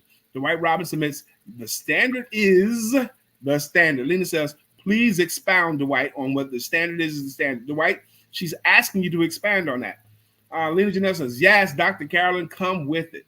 I love Dr. Carolyn, what she said about what the over 50 handsome means. Mm-hmm. I love it. But I will tell you, I've been married a long time, but there were pockets of my adult life where I wasn't married. Now, I'm the marrying kind. I prefer to have my own woman to be possessive. But when I wasn't in a marriage, I was just trying to get it. I was just trying to get the booty. And I learned stuff that would make that easier or faster because I wanted to get the booty faster. I wanted to bring them to my house because I had my own place. I always had a nice place. I wanted to bring them, except for that 10 months time when I didn't. But I wanted to bring them to my place and I had everything there because that's where my bedroom was. That's where my couch was because I wanted to get it. There's an expression, and I don't think some of the women in the room going to like it, but it was true with me and my boys. This is true for us. We would cross the line to find out where the line is. Okay. And we had this expression, two things I'm going to say. And this was real in my life. It ain't real today. Yeah, you might want to cover your ears for this, girl. When in doubt, whip it out. Okay. When in doubt, when it's getting iffy, show her the package. Take it out. Because then you're going to get it. Okay, you're going to get it, or the evening's going to end. Either option was what I wanted. I wanted the evening to be over, or I wanted to get the booty. So when in doubt, whip it out. Okay. And the other thing that's true in my adult life is if she was in a relationship or a marriage and I met her in a bar, we would look, me and my boys would do the same way. We'd have a conversation with her at a bar, and we knew she was married or in a relationship. The moment she complained about the man she currently has, we knew we was going to score that night. We would look forward to it. My man this and my man that. Oh, you might as well unbuckle your buckle. Okay, because you're going to get it. She's complaining about her man to somebody she just met in the bar. You're going to get the booty that night. Okay, so those are things that I learned. And you talk about women against women. Oh, my goodness. Why was she in the bar in the first place? Complaining about her man to somebody she just met. Okay. Dr. Carolyn submits an ugly man, a cheater, a liar, a scrub, no character, no manners, bad manners, cheat, can't talk. That's an ugly man. Amen. Hello to Sushi Roll. Okay. So why is that an adage?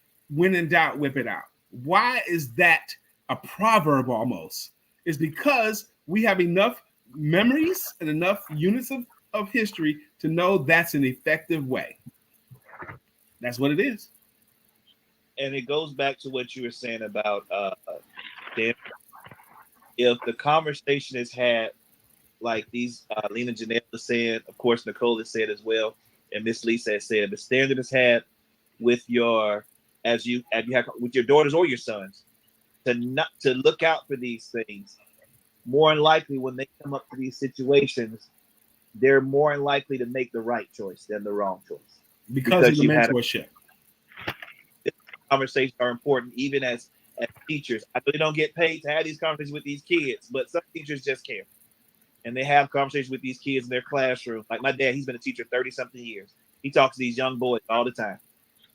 And he has conversations with them about how to be not a man, but how to be a boy at their age. How to conduct themselves. Because you're a boy. I'm not trying to tell you how to be a man. I'm trying to teach you between the ages of 10 and 14 how to conduct yourself, how to keep it in your pants, and how to focus on what's important. Beginning to build a future. The Amen. Lena standard. Janelle submits, yep, ain't no over 50 grown woman looking for a man who just looks good or is a good sexual partner. You can't build with just that. Brian, this needs to be your next book. Holla if you need an illustrator. Shit, I got a book. I'm writing a book right now called Men Need Men. And it's about men need to be able to talk to men. Men need to be able to talk to men. That's why I have a men's organization since 2013. Dwight Robinson says, cue the meme, got him. Cue the meme, got him. Dr. Karen says, Brian, that won't work with these young women. If you whip it out, they're going to say, bring it over here, and they're going to whip theirs out. Yes, it did work. If you whip it out, bring it over here. Okay. Not lying. She ain't lying, right, Ernest? Not lying. Ernest, yeah, you have no idea, Ernest, how happy I am that you're in the room. I needed another man in the room. You can woman, you can buy a woman as a nice gesture. Starbucks here. I'm not joking. If you say, you know what, I'll pay for that for you, it is over. They ask what room number you in. Girl, it's just Starbucks. Right.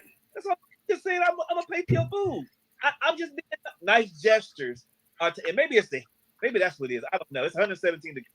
I don't know. But what I do know is it's true. I mean, even think about 20 years ago. 20 years ago, nobody cared that men wore gray sweatpants or hoochie daddy shorts. Right. You didn't care. Right. Now all of a sudden, it's a problem to have gray sweatpants and short shorts for guys because we're showing too much. When has that ever been? I mean, do you think of the NBA? The NBA was born on shorts. Nobody cared. They used to wear really short shorts and they used to have underwear. They were playing basketball in their underwear out there, but now they have longer shorts. Okay, right. But at one time they did. Okay. They did. Lena says she ain't lying from what I hear, and she says sadly. She even put a sadly icon up there. And Dwight says no lies. It is jacked up. I wouldn't want to go back into the dating pool because, first off, thank God I got Lisa. Okay, but if I had to go back in the dating pool, what would I know? Okay, about how this is going on today, it would be crazy for me. I wouldn't want to do it. Okay, I literally feel like a fish out of water. Literally, and so what I've gone on is a personal journey.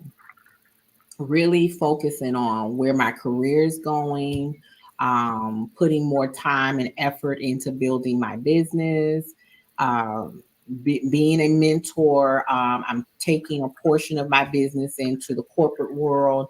That's where my focus is. That's my energy. Okay. So I've been on some of these dating apps. I took the whole month of July. This past July, I have eased back into just checking messages, but really not doing a whole lot of engagement. And what I realized is that I wasted a lot of time. And that's a commodity that, once it's gone, right? I'm gonna interject because I'm gonna interject real quick because Brian and I actually pray together for many of our friends that are single. We were 47 when we got married. 47. 47. So a lot of people. No, we were 47 when we met. When we met? Yes, we got married. I was 48 when we got married. We were 47 when we met. We were 46 when we met. All right, baby, go ahead. Anyway, we were old and grown. We were grown and old, right? So it's important to know that we didn't meet on a social media app like Pile of Fish or any of those grinders or whatever. We met through mutual introductions, but also through prayer. Both of us were praying individually for the right person. Yes. I wasn't praying for a husband. I was praying for a male mentor to partner with Women's Empowerment Networks. I was praying for the men to have a male component. And I had just recently got out of a bad marriage, and Brian was also praying for a mate. He was praying also for a mate. for 2 years corporately. For 2 years. Absolutely. So some of it, I want to say that some of the getting with the right person and connecting with the right person is A, let your request be known. God says, ask, seek, knock, right? But not only to God, but to the people in your circle that you respect so that they can look for opportunities to make introductions. Not play matchmaker or anything like that, but an opportunity to make introductions to give you a chance to meet quality caliber individuals. Because even though they might not be the one, if they're a quality caliber individual, they might know the one who's the one, Right. right?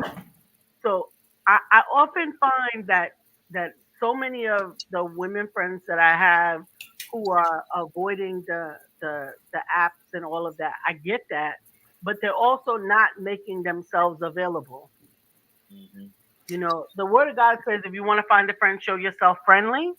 If you the only man that you want to find you has to come up to your house and knock on the door, like Lisa, stop it! Look, because in my apartment building, they go to the concierge service downstairs. They don't even come to the door. See? But Lisa's telling you some truth because we have amazing single women friends. We both know amazing women who are accomplished business owners, homeowners, about their business, beautiful, all of that. And they can't successfully find the right person for them. Okay. And I don't think it's them. Okay. But so we do pray for them. We do pray for them because we want them to have what we have. We want that for them. Lena Janelle says, fam, I got to get back to my client's project. This was an excellent town hall meeting. Amen. I'll be back for the next one. Plus, Lisa's group. Thank you, Lisa. I hear you loud and clear, sis. Hashtag Cigar Lounge. Amen. Dr. Callan says, I am making my request known. I desire to have a husband, so pray for me. She desires to have a husband. So you know what, Dr. Carolyn, Lisa and I will do? We're going to pray for you by name. We're going to pray for you by name. That's how we do it in my house. And we did meet through prayer. And we did have mutual interests. During those 2 years when I was praying for God to send me the right woman, I was dating still, and a lot of the women were great women, quality women, but they just wasn't my wife. Okay. And my friends were recommending, what about this woman, Brian? How about her? Go to dinner with her. Go to dinner. And I would do it sometimes, and I would not do it sometimes. And they were nice people, and my friends thought, but the woman I ended up with was not one that my boys propped up for me. She was made clear to me by God. Okay. Here she is, Brian. And really, Lisa, and I think she kind of agrees with this, but sometimes she doesn't. I think Lisa became my wife the first day we met. That's when I think she became my wife the first day we met, because she never came across to me as she was looking to see what can she get out of this association, what can she get out of this relationship. And I've had those women too. She would size me up. Okay, he could do this, this, and this. He's capable in this area, that area, that area. Okay, Brian, you're capable. Okay, let's be together. Whoa. It made me think for a season of my life, all women are crazy. I did have that thought in my life. They're all crazy. You're not necessarily wrong. But you know what it is? I think that we are at a season at our age. When you get to a certain age, the number of the prospects declines significantly. Is that really true? I do, because see, I think as men get older, and I'm not saying all men. Here, that's my disclaimer. Okay. Not all men. As they get older, they look for something more that's ego stroking, and so they're looking for that arm piece that makes them feel good. That's why you have a lot of these young women on TikTok with these requirements of, you got to send me $1,500 to get my hair done. I go buy a new outfit, I get my nails done. I'm like, in what time period did they start doing this? Right. I must have been off the market. That under is the market. prevalent. That's prevalent, Okay? Nicole. That's prevalent. So I don't understand that concept, but there's we already as women, as a gender, we outnumber men already, right? We already outnumber you. And now we're getting to a point where we have standards. We're raising the bar for what we want in a partner. So guess what? Our selection pool just went down some more. And it's getting harder. And I tell them, you throwing it out there like that. That's why they turning heads. And then someone like me who has standards and requirements, it's very difficult. So I will say this, and even on my dating profile, I said I desire to be married, but I'm not desperate. And I leave that up there because I want you to keep your games for the ones who want to play. It's not safe over here to play games with me. I'm not the kid.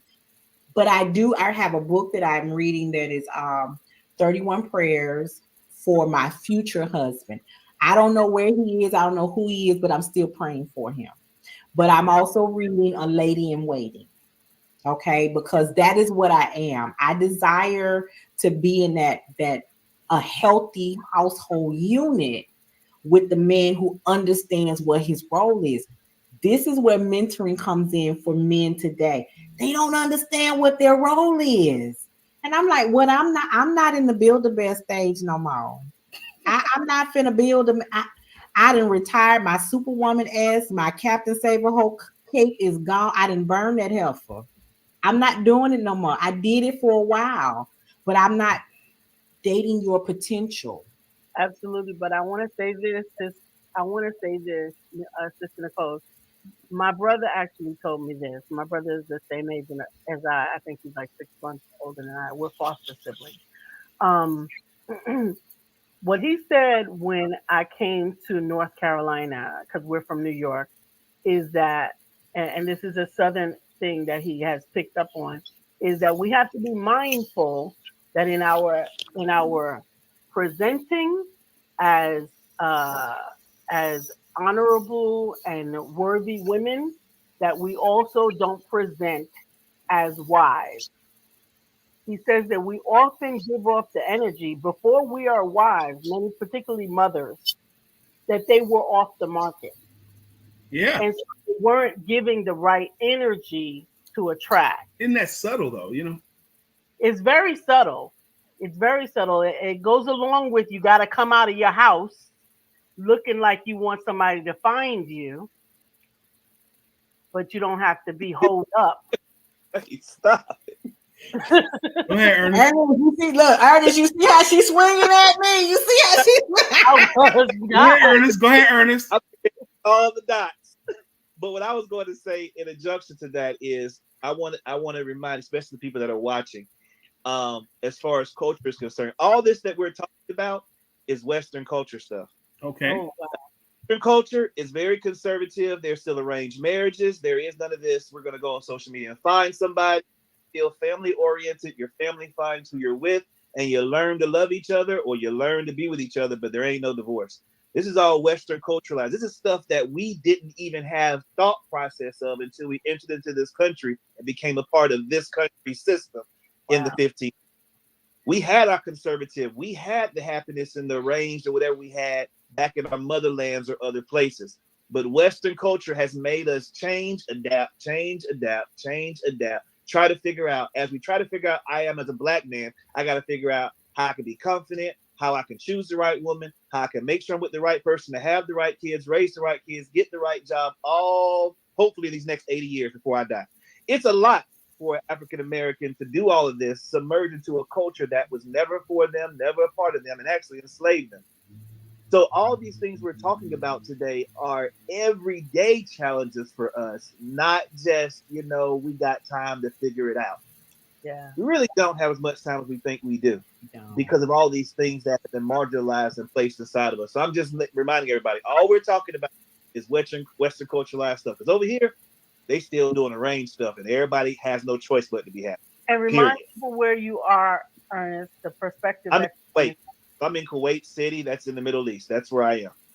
And so I see, I even work with a lot of different cultures who are used to being away from their partner for 10, 15 years, because a lot of people that work here, they send money back home in India, Singapore, and all those places. So they're away from their family 2 to 3 to 4 years before they go on vacation at a time.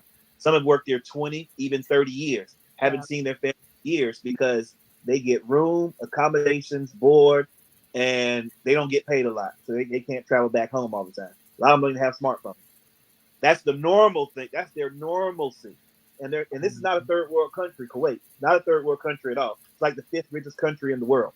However, the people that work in this country at these different jobs, at the malls and stuff, they are from other places. They're called OCNs, other country nationals. So their values are all Eastern culture values. So when you have Western culture people like us come over here and meet the Eastern culture, it's a culture shock. They're Yeah. like, wait, we don't have the same values when we talk about marriage. We talk about raising kids, talk about raising families. They're not the same. And so because of that, there's always conflict. There's, well, you should be able to do this. And they're like, no, we don't do that. And so I'm saying that to say culture matters in all of this. Man, thank you, Ernest. That's an amazing perspective. I think people who travel period, they have a more worldly view of the world, and they see things different than people who don't travel. Okay, people who don't look at another culture. I think it's better. Thank you, Ernest, for that perspective so much. Read Well, let me Carolyn's catch up some comment. comments here.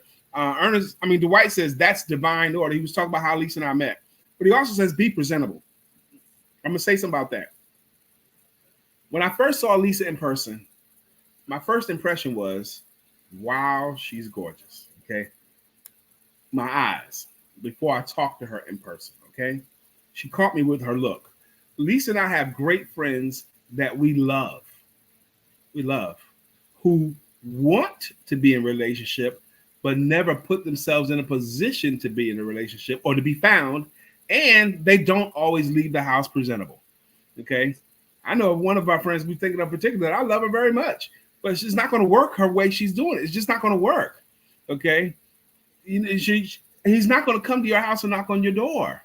Okay, you're not even out there like that, and you're not presenting your best foot forward. You couldn't show up at a job interview looking like that.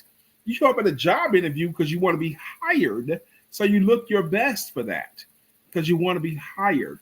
And I want this for my friend to look like she wants to be found, look like she wants to be hired. Um, Sister Dr. Carolyn says part of my resume, if Brian and Lisa decide to do a referral, and I really wish I could. Number one, I'm spirit filled, easy on the eyes, intelligent, a little kinky, not a cougar, but I'm open minded and will do 10 years down.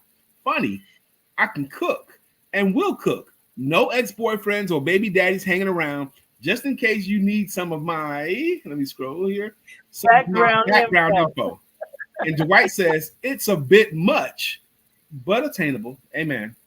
Go ahead, baby. Hey, amen. I agree, and I emphasize that. Um, I emphasize that jokingly. I am in agreement with Ernest on a lot of the things that he said, and I also know that a lot of the places that we are in, meaning stages and places in our lives, are because we have gone through something that has got us there. So when we're looking at the big picture, whatever is not working, think back to when it worked. And if it never worked, then you've got to project yourself forward Or learn from someone else that makes it really work. want to work and what you need to do to get that thing to work. So it starts with reflection, evaluation, and then projection. You got to look back, figure it out, and then look ahead. And then do some specification, like Sister Carolyn did. Clarify what it is that you're looking for, specify what it is that you're looking for, but you've got to be in alignment. Understand, you've got to be in alignment with what and who you want. I knew that the husband that I wanted was going to be entrepreneurial. So, in order to find an entrepreneur that was going to, it was the reason why I knew that was because I knew I was entrepreneurial. So there needed to be that kinship. I needed someone to understand that we were going to navigate life this way together, right? And that took me putting myself into spaces where entrepreneurs exist. Right. Just putting myself at meetups, at meetings, at different things that would allow me to be in the company of people who shared the mindset. Yes, I wanted someone that was spiritual and godly, but I did not want them to have the thought that in order to believe in God, we had to be at church every single time the doors were open, and that we couldn't have a drink, and that we couldn't smoke a cigar, and that we couldn't. I didn't want anybody oppressing the God in me, because my God is boundless, and I Right. don't need some of those oppressions that hold down. But I also needed them to understand that I was the prize, and that meant that I presented myself as a prize. Everywhere Mm-hmm. I went, every time I stepped out the house, I called a girlfriend the other day. We were going over to a friend's house for something, and I said, "What's the dress code?" And they said, "Well, we already know that whatever you're gonna wear, you're gonna be overdressed." That's almost the common thing. I'm not overdressed. I just think Right. everybody else is underdressed. There But you that's go. okay. I'm not judging you. You could dress however you want, but you're not gonna force me to dress other than how I choose to dress, Yeah. right? Because that's a standard that I hold myself to. I believe in nurturing my mind. I believe in reading. I believe in studying. I believe in taking classes, even when I'm not in school. I believe in continuing my education, even as a 56-year-old woman. I believe in some of these things that put me into spaces that will allow me to interact with the type of people that I want to interact with. Yeah. I don't just wish that I could interact with them. I put myself in positions to interact with them. And that's what I always often encourage my sisters to do the same. Dr. Carolyn says, "Thank you, Lisa. I need to get out to places more. You get older and just focus on working and just being comfortable at home." Yeah, that makes sense If to me. there's a conference going on in your city, go to it. If Mhm. there's something being held at the college in your city, go to it. There are some professors that are widows, or there are some single adult people in areas that know other people. Like I said, might not be the one, but they might know the one who Yeah. they can create the introduction to. And if you're not notable, then they're not gonna think of you when they think of, oh, you need to meet such and such. Well, why? Amen. 2 hours into my cigar and it's not finished yet. This is a good stick. Okay, a good, my current favorite, Placencia 149, and they make great gifts, by the way. Well, Christmas is coming. And my birthday is before Christmas, so I heard him. Dr. Carolyn says, right. We've been gone for 2 hours. How you guys feeling? I'm good. I'm good. I'm I'm waiting on my workout partner. When he gets off work, he gonna make me go to the gym. So I'm waiting on him to give Isn't me the that ring that he interesting? done. He's waiting on his workout partner because his workout will be more effective with his partner, with his Yeah, workout partner. He could go gotta on have. his own, but he chooses to do that with somebody. Isn't that interesting? I can't go on my own. I already know that. I'm gonna lay there and eat these potato Carol, it's a chips. great conversation. Placencia, PLACENCIA, Placencia 149. They have Placencia 151s. They're fine too, but I like the 149. Okay. Thank you, Dr. Carolyn. You know, probably my first date with Lisa, she gave me a gift, a box of cigars that she just happened to have had in her house, and I did. I had a humidor with cigars in it, about 10 cigars, yeah, because I had a team, a sales team, and the men were not performing as well as the women. So I thought maybe if I got something that the men would want to earn, that they would win it, because I always had feminine type gifts, right? And I had Mhm. this box of cigars for a long time. They still didn't win over the women. So when Brian had mentioned something about, and he smokes a cigar from time to time, I thought No, to myself, daily. oh, I have these cigars. And I showed him the humidor and I gave it to him. And I said, you can have them. And he was like, oh, oh. It was. She was already wonderful as a helper in my workshop. We met at a workshop that I was conducting, and Lisa was there, and like she was the first person to show up at my workshop. Nicole. It was a workshop called "How to Sell Your Services Like a Superstar." It was going to be a 3-hour workshop, and Lisa was there. Now she had been supporting my event before that, but she showed up, and immediately she saw that this man is out of town. This man is doing everything. He's setting up tables and he's got to give a talk. So she immediately kind of rolled up her sleeves and started helping. She recorded it. She kind of arranged it. She took control of it, which freed me up to be great that day because I had Lisa there to help me. So it's so deep with me now. Like when I get a chance to speak, I don't even want to go if Lisa can't go with me. Okay, because in a few times when I had to go without her, she was missed because I needed my support. Okay, that's what I have. But when I had to go speak anywhere, if I have to go to another city to speak and Lisa's not with me, it's going to be harder, much harder, and it's just better. Okay, it's just better to have your support there. I mean, that's an excellent team. Excellent team. Yes, I love it. Support is what really matters because that's what shifted me better in my marriage. Because I've been married, 12 years. We did meet on Facebook 12 years ago. But it's funny, it's the same way that you all met.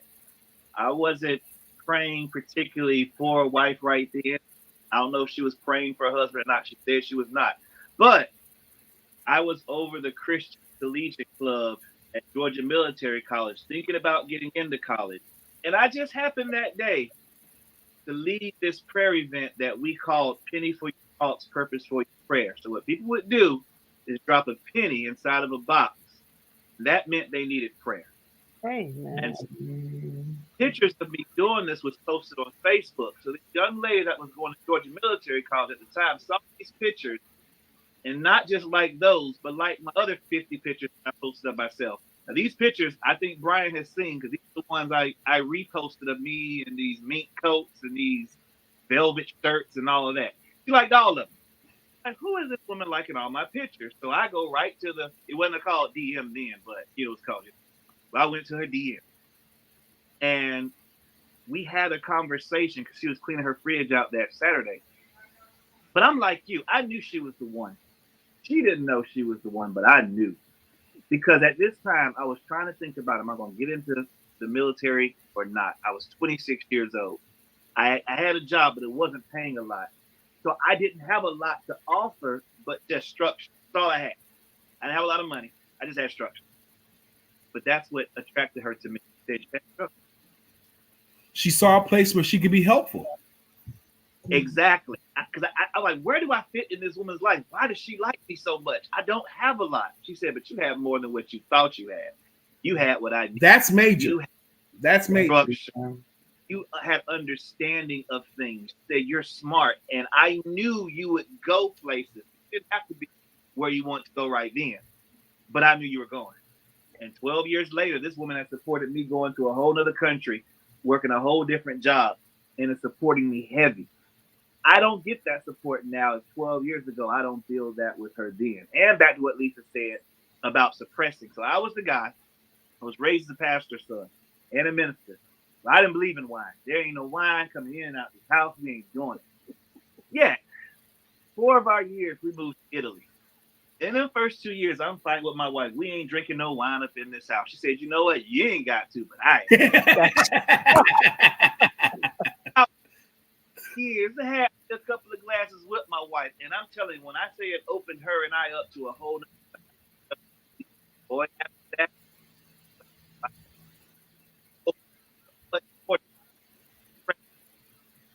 Something's going on with your connection, bro. And I didn't know that suppression was leading to us not being be connected more. But wine opened it up. And so here we are.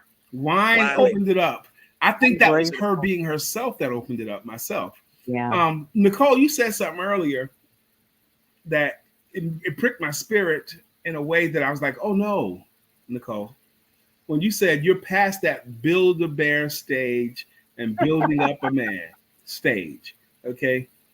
Sometimes he needs you to become fully who he is going to be. And he may not be able to get all the way there because so many women today want a man that has everything in place. He is here. I'm out, y'all. All right, man. Thank you. And Dwight, I know you got to run. He's got a back to school event. Thank you very much. It's been great hanging out. He says, Dr. Carolyn says, love what you and Lisa have with an exclamation point. My husband and I will be visiting you guys soon. That will be a great time, Dr. Carolyn. I'm looking forward to it. I'm looking forward to it because we love that. All right, I'm about to wrap this up here soon. Anybody want to have any more closing thoughts? I want to say something about what you just said. You can't Okay. just bring that back up and walk away. Okay, go ahead, please. Because there's a difference. And when I say the Build-A-Bear stage, you know, that's when you got to help them put everything together. There's a difference between doing everything to build them there versus assisting and helping along the way. Yeah, you're right. I helpmates. You're right. That's what he labeled me, as a helpmate. I, And then I accept that role, right? You might have the frame, but you're missing the windows or the window covering. I'm not helping the foundation. I and get everything. you. I get it. Those things are different. I'm 52. I know I got 52 years behind me. I don't know what's in front of me. I'm not trying to start at the 21-year-old stage. I got you. Okay. One more thing about Lisa and I thought that I was the man when I met her. I thought I was the shit when I met her. Okay. Thought is the key word.